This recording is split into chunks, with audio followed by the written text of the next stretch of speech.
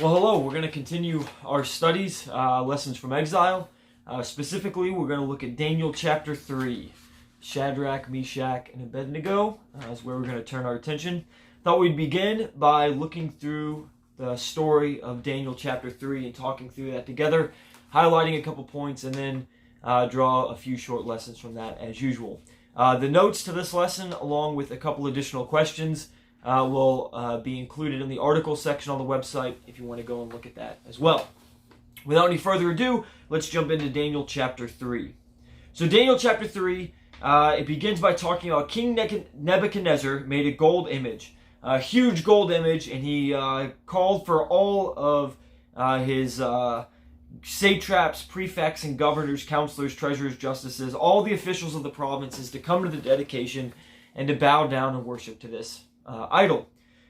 Now, I think in that is kind of the key to this, because one of the questions that comes up a lot in Daniel chapter 3 is about why Daniel isn't included in this.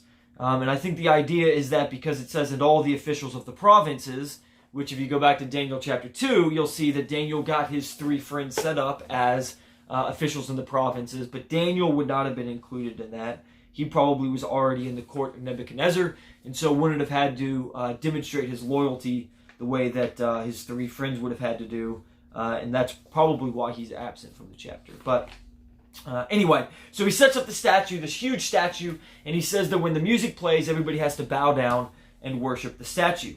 The specific command, you are to fall down and worship the golden image that King Nebuchadnezzar has set up, and whoever does not fall down and worship shall immediately be cast into a fiery furnace. And so, of course, the music plays, and these three friends do not bow down. So the Chaldeans come to the king, and they say, "O king, live forever. There are some men who haven't done this." Verse 12, "There are certain Jews whom you have appointed over the affairs of the province of Babylon, Shadrach, Meshach, and Abednego. And these men, O king, pay no attention to you. They do not serve your gods or worship the golden image that you have set up." And so Nebuchadnezzar becomes enraged. He's furious about this. And so he brings them to him, and he says, "Is it true? Is this true that you have disregarded this command, that you have not obeyed, that when this is played, you have not done it?" And they say in verse 16, "O Nebuchadnezzar, we have no need to answer you in this matter. If this be so, our God whom we serve is able to deliver us from the burning fiery furnace, and he will deliver us out of your hand, O king. But if not, be it known to you, O king, that we will not serve your gods, or worship the golden image that you have set up." And then in verse 19 it says, "And Nebuchadnezzar was filled with fury, and the image of his face was changed against Shadrach, Meshach, and Abednego." Some have suggested that use of the language of verse 19 about the image being changed is a play on words, because this image that was set up can't change, but the image on the face of Nebuchadnezzar does change, kind of calling out the static nature of the idol. I don't know if that's the case or not, but I thought it was interesting. So anyway, because of that, he's enraged. He has the furnace heated, has them thrown in. The men who throw them in are burned. They're thrown in bound. But then immediately he says, "I see four men unbound walking in the midst of the fire, and they are not hurt. And the appearance of the fourth is like a son of the gods." And so Nebuchadnezzar comes near to the door. He declares, "Shadrach, Meshach, and Abednego, servants of the Most High God, come out and come here." So they come out, and they come and speak to him, and they're not singed, they're not harmed, no smell of smoke is upon them. And so Nebuchadnezzar makes this speech to close out the chapter, verse 28. "Blessed be the God of Shadrach, Meshach, and Abednego, who has sent his angel and delivered his servants, who trusted in him and set aside the king's command, and yielded up their bodies rather than serve and worship any god except their own God. Therefore I make a decree.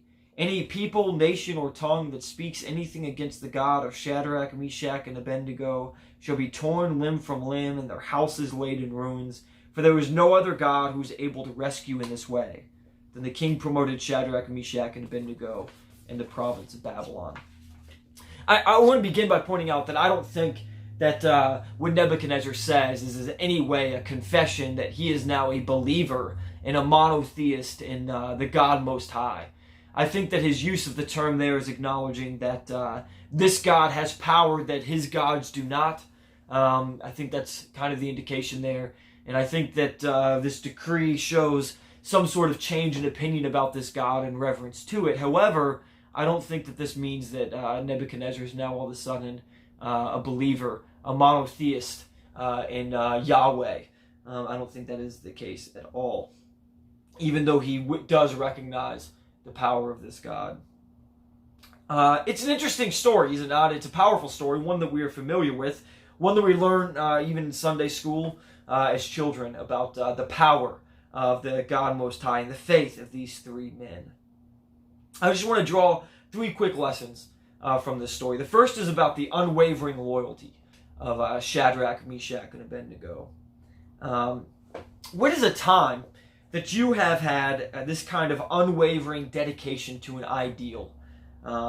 Maybe it was honesty about a previously committed foible that you were being confronted with. Maybe a firm no to the beseeching of a tempter. You know, what is a time that you can look back on proudly and see that you were not tempted, you were not swayed, you were unhesitating in your denial of whatever it was that was tempting you? You know, that's nice to be able to have those memories, to have those times in which you can unequivocally say that you were faithful. But what's the flip side of that as well? Are there times in your life in which you did not have an automated response? When you were not unequivocal in your loyalty to God and His moral dictates? What is a time when you've paused, hesitated? More than that, how many times in your life have you not just paused and hesitated, but actually given in to the allure of sin? Probably more than we dare enumerate on, I'm sure. And I think that makes the example of these three men even more impressive. They stood firm in their belief not once but twice, even in the face of the enraged ruler who had conquered the world. Nebuchadnezzar, who, as we talked about from Daniel chapter 2, represents the head of gold on the statue. Think about that for a second. Have you ever been in the presence of someone in which you were just kind of in awe? Maybe an athlete, actor, some sort of celebrity, famous author, something like that. But for whatever reason, you got in their presence and you were tongue-tied. You didn't know what to say. You were taken aback. You were mesmerized by the character of this person. That's Nebuchadnezzar. That's who this guy is. He is a king that everybody knows. I mean, you think about the sort of calm that would exist when the President of the United States enters the room. The respect for the office that demands. This is the president times 10. The ruler. A man who had made nations crumble, who was conquering the world. And not just the world, but your specific kingdom. Your city fell to this guy, to this man. And you're now called into his presence. That would be something that would give anyone pause. And yet these boys stick strictly to their loyalty to the Lord Most High. And they do so in a foreign land, in the presence of the conquering king. They had been served up to this foreigner and brought into his court. God had already once allowed them to lose once. They had already been defeated and suffered at the hands of this king. And yet they still believed in Yahweh. They trusted in Him. They were faithful and loyal in the face of an enraged man who had the power not just to kill, but to make them suffer. This isn't some fairy tale where there's a happy ending, where the good guy gets captured and it seems like bad things are about to happen and he's about to be killed or tortured or something like that. But in the end, it ends up not happening. The evil guy makes his speech and somehow the scene drags out until the good guy is able to escape. That's not what we're talking about here when we talk about Nebuchadnezzar. He's not that sort of villain that we see portrayed on the big screen. He is an actual conquering king who has slaughtered hundreds of thousands of people, who has conquered the world. He would not and does not hesitate to give the command. And in fact, if you read carefully through Daniel chapter 3, you see the urgency with which the furnace is heated. You see the urgency with which they are thrown in, so much so that the men who throw them in die. because they were so frantic in carrying out the command of this king. And yet, Shadrach, Meshach, and Abednego are unwavering. What's even more impressive is that in this instance, we have clear language showing that they are not just blindly following God. They don't have some sort of unrealistic understanding of how faith works and of what God is willing to do. And maybe it's because they've already seen Jerusalem fall that they say this. But they say, even if he does not, we will serve you. This is unwavering loyalty. They believed that even if it doesn't work out for them, that they were doing the right thing. That is a powerful demonstration of faith. Do we believe, even if it isn't going to work out for us? Do we believe even beyond what we will gain here and now? Do we believe no matter what? It's a pretty challenging and convicting idea. But secondly, I want us to consider whether or not we serve God for nothing. And I use that language particularly because that's what comes up at the beginning of Job. You'll remember the story of Job where Satan comes about from traveling to and fro on the earth and comes to God in his presence and speaks with him. And essentially the charge is given that does Job serve God for nothing? Basically, Satan says the only reason Job serves you, God, is because you have blessed him and given all these things. And so then God says, fine, take it away and we'll see what happens. And so that leads to the majority of the book of Job, where Job is struggling with his loss and talking with his friends and trying to understand why this has happened to him. But how do we fit into this? Do we serve God for nothing? Or do we only serve God because we think we will gain something out of it? Do we believe because we think that we are going to get, a bigger house or something like that? Just for some benefit. My point is not that we can be truly altruistic, but maybe more directly, I want us to relate this to the here and now and to our lives. Maybe you're not serving God for the big house, but maybe you serve him for good health, for peace and security. Maybe you think that if you serve God, that no trouble will ever come upon you. The fact is, though, that we can't expect better treatment than what the Savior faced, can we? In Hebrews 5:7 it says, in the days of his flesh, Jesus offered up prayers and supplications with loud cries and tears to him who was able to save him from death, and he was heard because of his reverence. Although he was a son, he learned obedience through what he suffered. And being made perfect, he became the source of eternal salvation to all who obey him.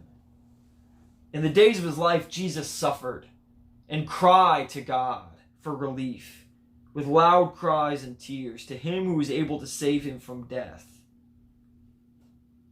And yet, Jesus died. He was resurrected, but he died. He suffered on the cross. Through his resurrection, he was perfected, and he became the source of eternal salvation for all of us, but he died. Our Savior died. Do we expect that we deserve better treatment than that? That we are guaranteed better treatment than that? We're given a similar charge to that of the church of Smyrna, where in Revelation 2 and verse 10 it says, do not fear what you are about to suffer. Behold, the devil is about to throw some of you into prison that you may be tested, and for 10 days you will have tribulation. Be faithful unto death, and I will give you the crown of life. The charge there is not that you will not suffer. It is not that bad things won't happen. In fact, to the church at Smyrna, he says, many of you will be thrown into prison. You will face tribulation for this metaphorical 10 days. But there's that promise there at the end, be faithful unto death, and I will give you the crown of life. Don't serve God because you think that you will be spared any sort of trouble or trial. Serve God because he is the God who is able to redeem us from a sin-filled world. The reason why people of the Christian faith have suffered through martyrdoms, have suffered through all sorts of persecutions and trials and travails, is because of this promise. That there is life promised to those who follow. That there is a life promised to those even if they die. This is the power of the resurrection of Jesus. That even through the veil of death, we can live again. That even through suffering and tribulation, we can overcome. And we can be saved. The third lesson. God did save them. God didn't have to save them. They didn't necessarily expect that God would save them. But He did. I don't say that to imply any sort of guarantee that we will be saved from our difficulties. I say that because it does demonstrate the care of God and the power of God. In this particular circumstance, there's a bit of a power play back and forth between Nebuchadnezzar and these three men. Because the idea is that Nebuchadnezzar doesn't think that their God could save them. Nebuchadnezzar says to them, "Is it true, O Shadrach, Meshach, and Abednego, that you do not serve my gods and worship the golden image that I've set up? Now if you are ready when you hear the sound of the horn and all these instruments and every kind of music to fall down and worship the image that I have made, well and good. But if you do not worship, you shall immediately be cast into a burning fiery furnace." And then at the end of that he says in verse 15, "And who is the God who will deliver you out of my hands?" He's saying, there's not a God who can. My gods are mightier. I am mightier. Your God can't save you. But they come back and they say, we will not serve your gods or worship your image. Our God is able to deliver us. And even if He doesn't, we will not serve your gods because we believe that our God is greater and mightier. That's why Nebuchadnezzar is filled with such fury and rage in verse 19. It's not just that he is disrespecting them, that they are disrespecting him. It's not just that they are flying in the face of everything that he believes. They are directly challenging his gods, who he is and his authority, fundamentally. That's why he's so angry and so enraged and rushes so quickly to have them burned. So then God does save them. And in saving them, God demonstrates that He is the God Most High, which is why Nebuchadnezzar gives the expression that he does. Not that he is now a believer solely in Yahweh, but that this Most High God has expressed power greater even than his gods. And that is something that requires an acknowledgement from Him. We are not guaranteed that we will be saved. We are not likely to come into the same sort of challenging situation that Shadrach, Meshach, and Abednego did. This contest of Yahweh versus the pagan gods of Babylon. But at the same time, I want us to understand that God can save us. And that God does care about us.